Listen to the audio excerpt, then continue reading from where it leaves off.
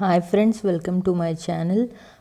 ಎಲ್ಲರೂ ಎಕ್ಸಾಮ್ ಆಗಿದ ತಕ್ಷಣ KPSC ಕ್ವೆಶನ್ ಪೇಪರ್ ಕೇಳಿದ್ರಿ. ಬಟ್ ನಾನೆಲ್ಲ ಗೌರ್ಮೆಂಟ್ ಸರ್ವೇರ್ಸ್ನು ಕೇಳಿದೆ. ಅವರೆಲ್ಲ ಡಿಜಿಟಲಲ್ಲಿ ಅಂದರೆ ಕಂಪ್ಯೂಟರಲ್ಲಿ ಎಕ್ಸಾಮ್ ಬರೆದಿರೋದ್ರಿಂದ ಯಾರ ಹತ್ರನೂ ಕ್ವೆಶನ್ ಪೇಪರ್ಸ್ ಅವೈಲೇಬಲ್ ಇಲ್ಲ.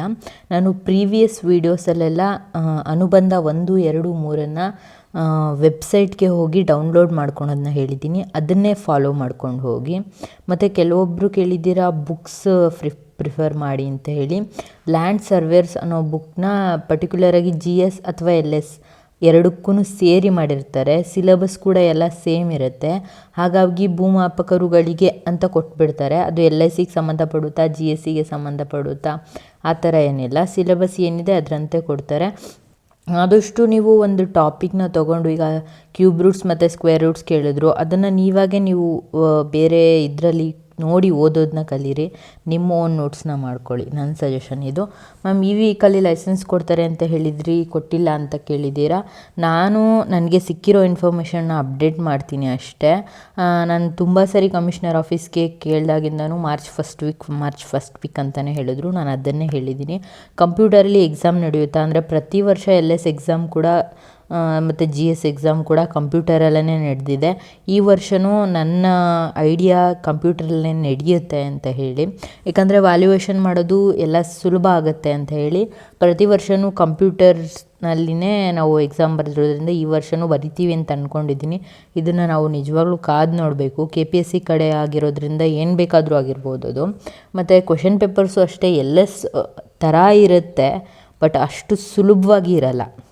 ಅಂದರೆ ನಾನು ಹೇಳಿದೆ LS ಸಿಲೆಬಸ್ ಸೇಮು ಆ ರೀತಿಯೇ ಈ ಎಕ್ಸಾಮ್ ಇರುತ್ತೆ, ಆ ರೀತಿಯೇ ಇರುತ್ತೆ. ಬಟ್ KPSC ಕಡೆಯಿಂದ ಸ್ವಲ್ಪ ಟ್ವಿಸ್ಟ್ ಜಾಸ್ತಿ ಇರುತ್ತೆ.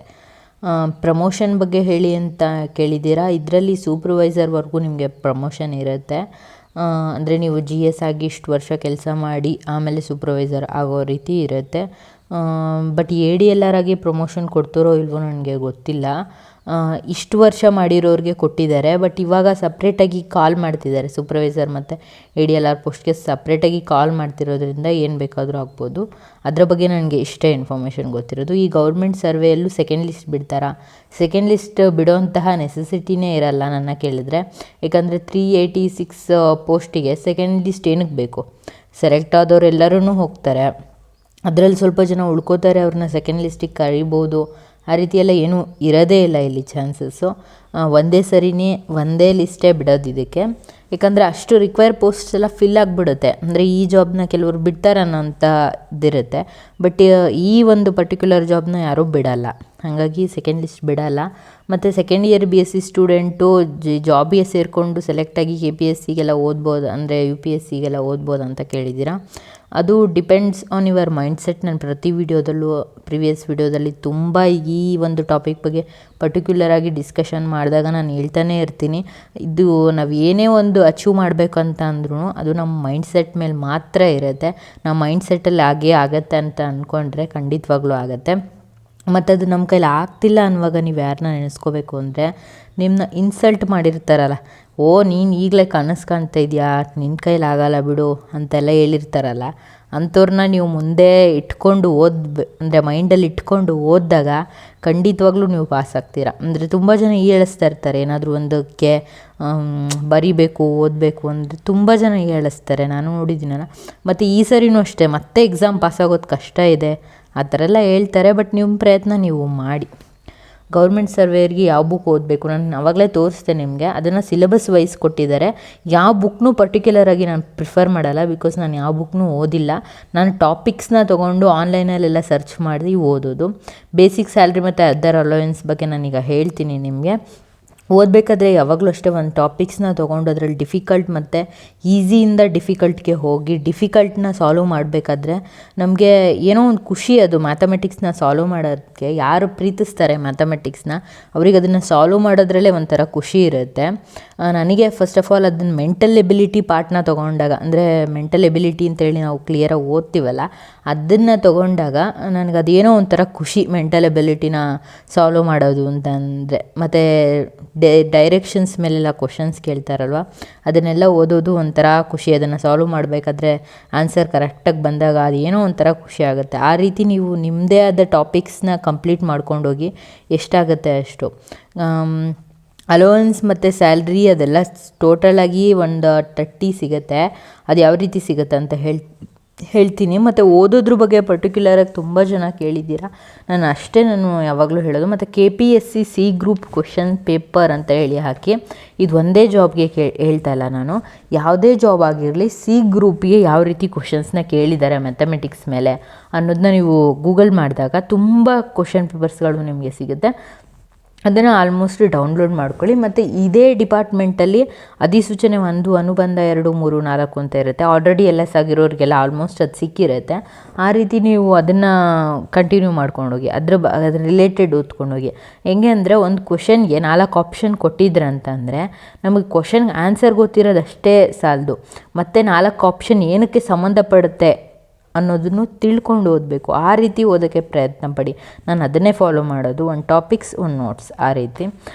ನೀವು ಸ್ಯಾಲ್ರಿ ಬಗ್ಗೆ ಹೇಳೋದಾದರೆ 2500 ಬೇಸಿಕ್ ಸ್ಯಾಲ್ರಿ ಇರುತ್ತೆ, +7K ಏನಿರುತ್ತೆ DA ಇರುತ್ತೆ. ಓಕೆನಾ, ಅದು ವರ್ಷ ಇನ್ಕ್ರಿಮೆಂಟ್ ಆಗ್ತಾ ಹೋಗುತ್ತೆ.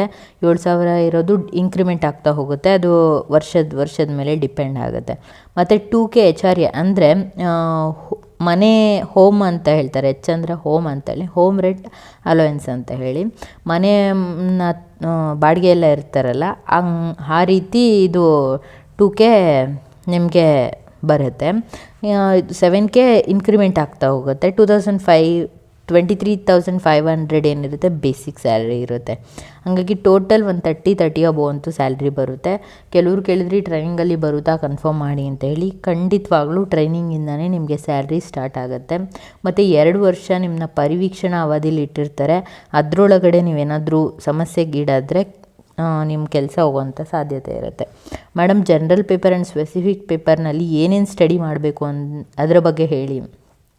ಸ್ಪೆಸಿಫಿಕ್ ಪೇಪರ್ಗೆ ಪರ್ಟಿಕ್ಯುಲರಾಗಿ ಸಿಲೆಬಸ್ ಇದೆ. ನಾನು ಅದನ್ನ ಆಲ್ರೆಡಿ ನಿಮಗೆ ಡಿಸ್ಪ್ಲೇ ಮಾಡಿದ್ದೀನಿ. ಪ್ರೀವಿಯಸ್ ಒಂದು 4-5 ತಿಂಗಳಿಂದೇನೂ ಸ್ಪೆಸಿಫಿಕ್ ಪೇಪರ್ ಬಗ್ಗೆ ತುಂಬ ಹೇಳಿದ್ದೀನಿ. ಮತ್ತು ಜನರಲ್ ಪೇಪರ್ ಅಂದರೆ ಮೆಂಟಲ್ ಎಬಿಲಿಟಿ ಅದೊಂದು ಇದ್ದೇ ಇರುತ್ತೆ ಯಾವಾಗ್ಲೂ. ಮತ್ತು ಜನ್ರಲ್ಲಾಗಿ ಸೈನ್ಸ್ ಬಗ್ಗೆನೇ ಜಾಸ್ತಿ ಕೇಳ್ತಾರೆ ಇದರಲ್ಲಿ. ನಾನು ಇಷ್ಟು 2 ವರ್ಷ ಬರೆದಿರೋಂಥ ಎಕ್ಸ್ಪೀರಿಯೆನ್ಸಲ್ಲಿ ಸೈನ್ಸ್ ಬಗ್ಗೆ ಹೇಳ್ತಾರೆ. KPSC ಕ್ವಶನ್ ಪೇಪರ್ಸ್ಗಳನ್ನ ನೀವು ಆದಷ್ಟು ಸ್ಟಡಿ ಮಾಡಿ. ನಾನು ಹೇಳೋದ ಪ್ರಕಾರ KPSCಲಿ ಯಾವ ರೀತಿ ಕೇಳ್ತಿದ್ದಾರೆ ಅದನ್ನು ಫಾಲೋ ಮಾಡಿ. ಅಲ್ಲಿ ಒಂದೊಂದ್ಸಲಿ ಏನು ಶಾಕ್ ಕೊಡ್ತಾರೆ ಅಂದರೆ, ಯಾವ ವರ್ಷವೂ ಕೇಳಿರಬಾರ್ದು ಆ ಥರ ಡಿಫ್ರೆಂಟಾಗಿ ಒಂದು ಕ್ವಶನ್ ಕೇಳ್ತಾರೆ. ನಮಗೆ ಬ್ಯೂಟಿಫುಲ್ ಬೋನ್ ಯಾವುದು ಅಂತ ಕೇಳಿದರು, ಅಂದರೆ ಅತಿ ಸುಂದರವಾದ ಮೂಳೆ ಯಾವುದು ಅಂತ ಕೇಳಿದರು. ಇದೊಂದು ಕ್ವಶನ್ ನನಗೆ ತುಂಬ ನೆನಪಿದೆ. ನನಗೆ ಈ ರೀತಿ ಒಂದು ಕ್ವಶನ್ ಇದೆ ಅಂತಲೇ ನನಗೆ ಇಮ್ಯಾಜಿನೇ ಇರಲಿಲ್ಲ ಆ್ಯಕ್ಚುಲಿ. ಆಮೇಲೆ ಬಂದು ನಾನು ಫಸ್ಟು ಸರ್ಚ್ ಮಾಡಿದೆ ಗೂಗಲಲ್ಲಿ, ಯಾವುದದು ಬೋನ್ ಅಂತೇಳಿ. ಆ ರೀತಿ ವಿಚಿತ್ರವಾಗಿ ಕೇಳ್ತಾರೆ. ನಾವು ಅಂದಾಜು ಹಾಕಿರಬಾರ್ದು, ಆ ರೀತಿ ಕೇಳೋದೇ ಜಾಸ್ತಿ. ಪ್ರೀವಿಯಸ್ ಕ್ವಶನ್ ಪೇಪರ್ ನಾನು ಹೇಳಿದೆ, ಡಿಜಿಟಲಲ್ಲಿ ಅವರು ಎಕ್ಸಾಮ್ ಬರೆದಿರೋದ್ರಿಂದ ಸಿಗೋಲ್ಲ. ಬಟ್ ಆ ರೀತಿ ಸ್ವಲ್ಪ ಪ್ಯಾಟ್ರನ್ಗಳು ನಿಮ್ಗೆ ಆನ್ಲೈನಲ್ಲಿ ಅವೈಲೇಬಲ್ ಇದೆ. ನಾನು ಅದನ್ನು ಹೇಗೆ ತೆಗೆಯೋದು ಅಂತ ಪ್ರೀವಿಯಸ್ ವೀಡಿಯೋದಲ್ಲಿ ತೋರಿಸಿದ್ದೀನಿ, ಅದನ್ನು ನೋಡ್ಕೊಳ್ಳಿ. ಮೇಡಮ್, ಇದನ್ನು LSಗೆ ಡಿಸ್ಟಿಕ್ ವೈಸ್ ಅಪ್ಲೈ ಮಾಡಿದ್ವಲ್ಲ, ಹಾಗೆ ಅಪ್ಲೈ ಮಾಡಬೇಕಾ? ಇದನ್ನು ನಾನು ಹೇಳಿದ್ದೆ ಅನಿಸುತ್ತೆ ಆಲ್ರೆಡಿ. ಆ ರೀತಿ ಇದನ್ನು ಯಾವಾಗ ನಮ್ಗೆ ಗೊತ್ತಾಗುತ್ತೆ ಅಂದರೆ, ಅವ್ರು ಅಪ್ಲೈ ಮಾಡೋಕ್ಕೆ ಬಿಟ್ಟಾಗಲೇ ನಮಗೆ ಗೊತ್ತಾಗೋದು. ಸೆಲೆಕ್ಟ್ಗೆ ಆಪ್ಷನ್ ಕೊಟ್ಟಿದ್ದರೆ ಇರುತ್ತೆ, ಬಟ್ ಆ ರೀತಿ ಕೊಡಲ್ಲ ಅನಿಸುತ್ತೆ. ಬರೀ 238 3 ಸಮಥಿಂಗ್ ಪೋಸ್ಟ್ಗಳನ್ನೆಲ್ಲ ಹೆಂಗೆ ಅವರು ಡಿಸ್ಟಿಕ್ ಅಂತ ಕೊಡೋಕ್ಕೆ ಚಾನ್ಸ್ ಇದೆ ಅಂತ ಗೊತ್ತಾಗ್ತಿಲ್ಲ ನನಗೆ. ತಾಲೂಕಿಗೊಬ್ಬರನ್ನ ಕೊಡ್ಬೋದಷ್ಟೇ, ಆ ರೀತಿ ಇದೆ. ನೋಡೋಣ ಬಟ್ ಅದು ಏನಾಗುತ್ತೆ ಅಂತ ಹೇಳಿ. ಯಾವ ಡಿಸ್ಟ್ರಿಕ್ ಅಂತ ಏನಾದರೂ ಸೆಲೆಕ್ಟ್ ಮಾಡೋಕ್ಕೆ ಆಪ್ಷನ್ ಇದೆಯಾ ಅಂತ ಹೇಳಿ. ಕಮ್ಯುನಿಟಿ ಪೋಸ್ಟಲ್ಲಿ ಕ್ವೆಶನ್ಸ್ನ ಹಾಕ್ತಾಯಿದ್ದೀನಿ, ಅದಕ್ಕೆಲ್ಲ ಆನ್ಸರ್ ಮಾಡೋಕ್ಕೆ ಪ್ರಯತ್ನ ಪಡಿ. ನೀವು ನೋಡಿರ್ಬೋದು, ನಾನು ಸರಿ ಒಂದು ಕ್ವೆಶನ್ಸ್ನ ಪರ್ಟಿಕ್ಯುಲರ್ ಮ್ಯಾಥಮೆಟಿಕ್ಸ್ ಮೇಲೆ ಹಾಕಿದ್ದೆ. ಒಂಚೂರು ಡಿಜಿಟ್ಸ್ ಕೂಡ ಚೇಂಜ್ ಆಗಿರಲಿಲ್ಲ. ಅದೇ ರೀತಿ ಕ್ವೆಶನ್ಸು ಒಂದು ವಾರದ ಹಿಂದೆ ಹಾಕಿದ್ದೆ ನಾನು. ಎಕ್ಸಾಮ್ ದಿನ ಕರೆಕ್ಟಾಗಿ ಆ ಕ್ವೆಶನ್ ಬಂದಿತ್ತು ಮೆಂಟಲ್ ಎಬಿಲಿಟಿ ಮೇಲೆ. ಹಾಗಾಗಿ ಸಾಲ್ವ್ ಮಾಡ್ತಾಯಿರಿ. ನಾನು ಆದಷ್ಟು ಅದರ ಟಾಪಿಕ್ಸ್ಗಳ ಬಗ್ಗೆ ಕೆಲವೊಂದು ವೀಡಿಯೋಸ್ನ ಹಾಕೋಕ್ಕೆ ಪ್ರಯತ್ನ ಪಡ್ತೀನಿ. ನಾನೇನು ಮೇನ್ ಟಾಪಿಕ್ಸ್ ಓದ್ತಿದ್ದೆ ವರ್ಷ ಅದನ್ನು. ಕಮ್ಯುನಿಟಿ ಪೋಸ್ಟ್ಗೆ ನೀವು ಆನ್ಸರ್ ಮಾಡಿ. Thanks for watching. By and take care.